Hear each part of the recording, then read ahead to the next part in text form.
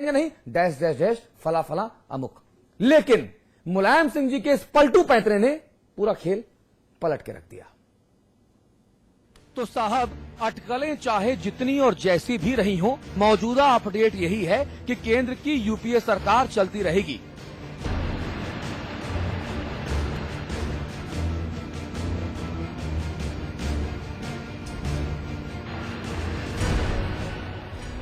तो क्या हुआ कि चंद मंत्रियों ने इस्तीफे दे दिए? तो क्या हुआ कि ममता बनर्जी ने साथ छोड़ दिया? क्योंकि यूपीए सरकार के पुराने तारणहार की एक बार फिर घर वापसी हो गई है।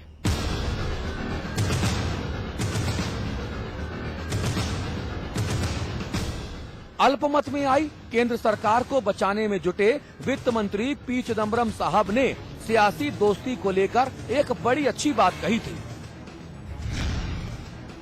दरअसल इस दोस्ती के मायने समझना और समझाना बहुत मुश्किल कतई नहीं है। जब जब सरकारें संकट में आती हैं, तो आंकड़ों के लिहाज से दोस्ती और पुराने दोस्तों का रिन्यूअल होना आम बात है। साफ बात है कि इस दोस्ती का तकाजा रेवड़ियों का वजन होता है।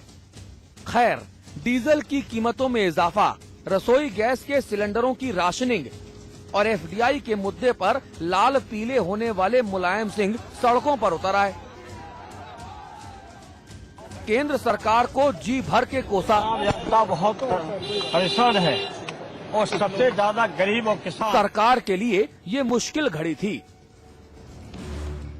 क्योंकि ममता बनर्जी के जाने के बाद सरकार बचाने की जिम्मेदारी मुलायम सिंह और मायावती जैसे सहयोगियों के कांधों पर आ टिकी थी। और अगर ये भी खुलेआम मुखालफत पर आमादा हो जाएं, तो सरकार का जाना तय होता। लेकिन अपने सियासी पैंतरों के लिए मशहूर नेताजी ने एक नया पैंतरा खेला। सरकार को चलते रहने की हरी झंडी दिखा दी, यानी नेताजी ने यू टर्न मार दिया। देखिए, जहाँ तक हमारा समर्थन साफ है, हम कम्युनिस्ट फोर्सेज को, सांप्रदायिक शक्तियों को पावर में नहीं आने देना चाहते हैं। इसलिए मैं समर्थन दे रहा हूँ। मैं यूपीए में नहीं हूँ, लेकिन समर्थन कांग्रेस का दे रहे हैं, जिससे सांप्रदायिक शक्तियाँ कहीं आगे ना जाएं। अब रेवड़ियों के इस खेल में बाजी मायावती के हाथ लगी या मुलायम जी के, ये तो आप समझ ही रहे होंगे। अच्छी बात यह है कि मलाई जिसे भी मिले, आखिरकार फायदा उत्तर प्रदेश की जनता को मिलने वाला है, ऐसा कहा जा रहा है। ब्यूरो रिपोर्ट के साथ आलोक साहिल, समाचार प्लस। चलिए, इस मुद्दे पर बात करेंगे। हमारे साथ अमिताभ अग्निहोत्री जी हैं। आप समाचार प्लस न्यूज नेटवर्क के मैनेजिंग एडिटर हैं। अमिताभ अग्निहोत्री जी, मुझे सिर्फ ये समझा दीजिए कि मुलायम सिंह जी को ज्यादा बड़ा खतरा सांप्रदायिक शक्तियों से, यानी भारतीय जनता पार्टी से रहा, या बहन कुमारी मायावती जी, उनके हाथी और उनकी पार्टी से रहा? क्यों कांग्रेस के अंगने में बिना बुलाए मुलायम सिंह जी ताता थैया करने पहुंच गए? फिर से दूसरी बार हुआ है 2008 के बाद। देखिए, मुलायम सिंह जी अखाड़े के पुराने पहलवान हैं, कुश्ती के शौकीन भी हैं, और ये जिस अंचल से आते हैं, वहां से सिफई से लेके करहल तक, जहां मुलायम सिंह जी ने कुछ समय अध्यापन किया करहल में, जैन इंटर कॉलेज में, वहां तक इनका कुश्ती प्रेम बड़ा विख्यात रहा। ये अखाड़े में कुश्तियों का आयोजन भी कराते रहे, जब ये एक लीडर के तौर पर मर चुके तब भी।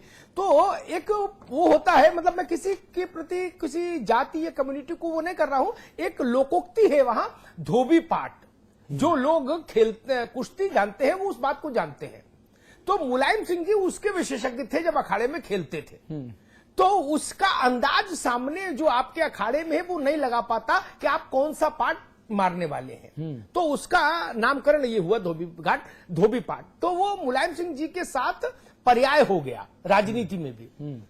मुझे लगता है मुलायम सिंह जी को खतरा सांप्रदायिक शक्तियों से तो इसलिए नहीं हो सकता, क्योंकि सांप्रदायिक शक्तियां आज, जो कथित सांप्रदायिक शक्तियां हैं, वो आज कहीं फ्रेम में नहीं ना अतुल। इस पूरी बहस में वो कहीं नहीं है। कांग्रेस सरकार सरवाइव करे तो नहीं, और गिर जाए तो नहीं। उनके पास वो नंबर है ही नहीं जो उनको ताजपोशी कराए, इसलिए वो तो प्रश्न नहीं। खतरा था कि बहन कुमारी मायावती और उनका हाथी कहीं मजबूत ना हो जाए। क्योंकि देखिए कांग्रेस तो खड़ी थी ऑल ऑप्शंस आर ओपन के बोर्ड के साथ। उसने मुलायम सिंह जी को भी सीधे मैसेज दे दिया कि भाई या तो आप सीधे सीधे हमारे साथ चलो, बिना किंतु परंतु के। ठीक है, अगर आपको कोई संकट है, संकोच है, दुविधा है, तो बगल वाले कमरे में बहन कुमारी मायावती जी है, हम उनसे संपर्क साध लें। क्योंकि कांग्रेस तो इस वक्त बिल्कुल फ्री फॉर ऑल खेल रही है। वो आगे पीछे सब जगह बल्लेबाजी कर रही है, जहां जहां बल्ला घूम सकता है। 2020 खेल रही है बिल्कुल।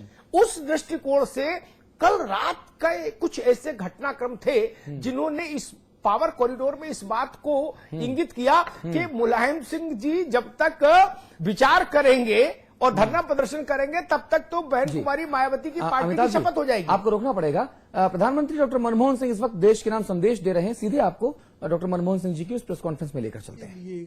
हमें ये सुनिश्चित करना होगा कि हमारी अर्थव्यवस्था का तेजी से विकास हो, जिससे देश के नौजवानों के लिए पर्याप्त संख्या में अच्छे रोजगार के नए मौके पैदा हों। तेज आर्थिक विकास इसलिए भी जरूरी है कि हम शिक्षा, स्वास्थ्य, आवासीय सुविधाओं और ग्रामीण इलाकों में रोजगार उपलब्ध कराने के लिए जरूरी रकम जुटा सकें। आज चुनौती ये है कि हमें ये काम ऐसे समय पर करना है जब विश्व अर्थव्यवस्था बड़ी मुश्किलों के दौर से गुजर रही है। अमेरिका और यूरोप आर्थिक मंदी और वित्तीय कठिनाइयों से निपटने की कोशिश कर रहे हैं। यहाँ तक कि चीन को भी आर्थिक मंदी का एहसास हो रहा है। इस सब का असर हम पर भी हुआ है। हालांकि मेरा ये मानना है कि हम दुनिया भर में छाई आर्थिक मंदी के असर को काबू में रखने में काफी हद तक कामयाब हुए हैं। आज हम ऐसे मकाम पर हैं जहां पर हम अपने विकास में आई मंदी को खत्म कर सकते हैं। हमें देश के अंदर और अंतर्राष्ट्रीय स्तर पर निवेशकों के विश्वास को फिर से कायम करना होगा। जो फैसले हमने हाल ही में लिए हैं वो इस मकसद को हासिल करने के लिए जरूरी थे। मैं सबसे पहले डीजल के दामों में बढ़ोतरी और एलपीजी सिलेंडरों पर लगाई गई सीमा के बारे में बात करना चाहूँगा। हम अपनी ज़रूरत के तेल का करीब 80% आयात करते हैं और पिछले 4 सालों के दौरान विश्व बाजार में तेल की कीमतों में तेजी से बढ़ोतरी हुई है। हमने इन बढ़ी हुई कीमतों का सारा बोझ आप पर नहीं पड़ने दिया।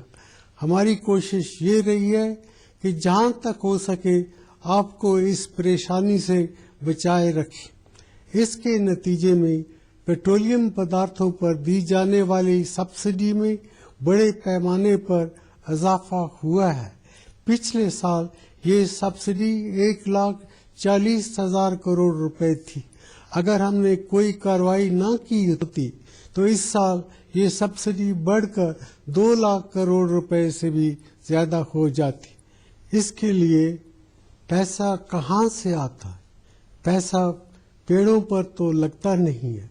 अगर हमने कोई कार्रवाई नहीं की होती तो वित्तीय घाटा कहीं ज्यादा बढ़ जाता, यानी कि सरकारी आमदनी के मुकाबले खर्च बर्दाश्त की हद से ज्यादा बढ़ जाता। अगर इसको रोका नहीं जाता तो रोजमर्रा के इस्तेमाल की चीजों की कीमतें और तेजी से बढ़ने लगती। निवेशकों का विश्वास भारत में कम हो जाता। निवेशक चाहे वो घरेलू हो चाहे विदेशी हमारी अर्थव्यवस्था में पूंजी लगाने से कतराने लगते। ब्याज की दरें बढ़ जाती और हमारी कंपनियां देश के बाहर कर्ज नहीं ले पाती। बेरोजगारी भी बढ़ जाती। पिछली मर्तबा 1991 में हमने ऐसी मुश्किल का सामना किया था। उससे कोई भी हमें छोटे से छोटा कर्ज देने के लिए तैयार नहीं था।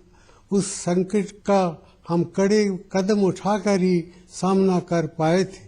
इन कदमों के अच्छे नतीजे आज हम देख रहे हैं।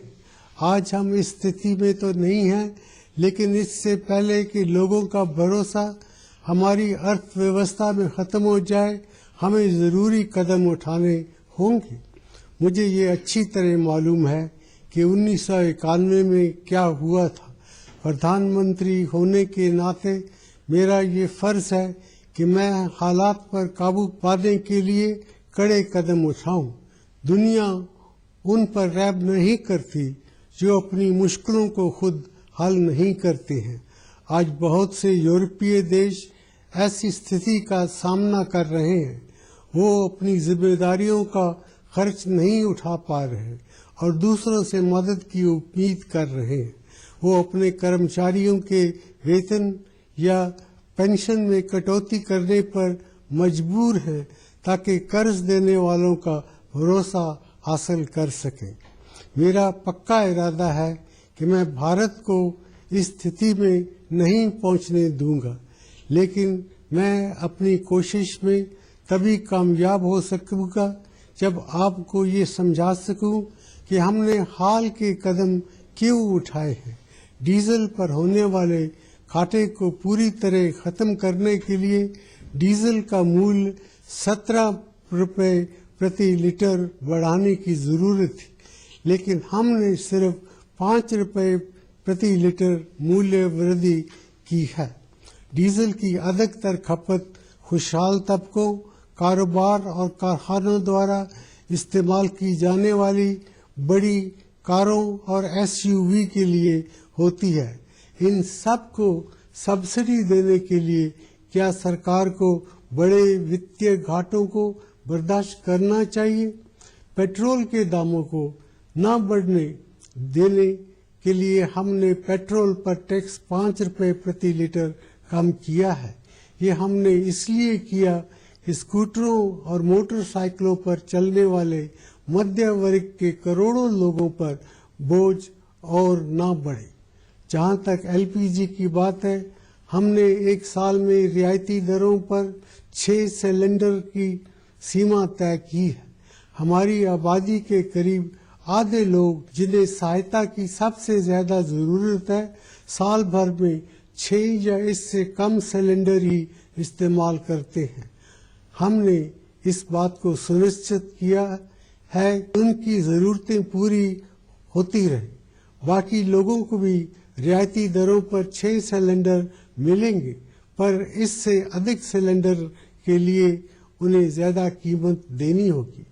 हमने मिट्टी के तेल की कीमतों को नहीं बढ़ने दिया है, क्योंकि इसका इस्तेमाल गरीब लोग करते हैं। मेरे प्यारे भाइयों और बहनों, मैं आपको बताना चाहता हूं कि कीमतों में इस वृद्धि के बाद भी भारत में डीजल और एलपीजी के दाम बांग्लादेश, नेपाल, श्रीलंका और पाकिस्तान से कम है। फिर भी पेट्रोलियम पदार्थों पर कुल सब्सिडी 160,000 करोड़ रुपए रहेगी। स्वास्थ्य और शिक्षा पर हम कुल मिलाकर इससे कम खर्च करते हैं। हम कीमतें और ज्यादा बढ़ाने से रुक गए, क्योंकि मुझे उम्मीद है कि तेल दामों में गिरावट आएगी। मैं खुदरा व्यापार यानी रिटेल ट्रेड में विदेशी निवेश की अनुमति देने के फैसले का जिक्र करना चाहूंगा। कुछ लोगों का मानना है कि इससे छोटे व्यापारियों को नुकसान पहुंचेगा। ये सच नहीं है। संगठित और आधुनिक खुदरा व्यापार पहले से ही हमारे देश में मौजूद है और ये बढ़ रहा है। हमारे सभी खास शहरों में बड़े खुदरा व्यापारी मौजूद हैं। हमारी राष्ट्रीय राजधानी दिल्ली में अनेक नए शॉपिंग सेंटर हैं, पर हाल के सालों में यहाँ छोटी दुकानों की तादाद में भी 3 गुना बढ़ोतरी हुई है। एक बढ़ती हुई अर्थव्यवस्था में बड़े एवं छोटे कारोबार दोनों के बढ़ने के लिए जगह रहती है। ये डर बेबुनियाद है कि छोटे खुदरा कारोबारी मिट जाएगी। हमें ये भी याद रखना चाहिए कि संगठित खुदरा व्यापार में विदेशी निवेश की अनुमति देने से किसानों को लाभ होगा। हमने जो नियम बनाए हैं उनमें ये शर्त है कि जो विदेशी कंपनियां सीधा निवेश करेंगी उन्हें अपने धन का 50% हिस्सा नए गोदामों, कोल्ड स्टोरेज और आधुनिक ट्रांसपोर्ट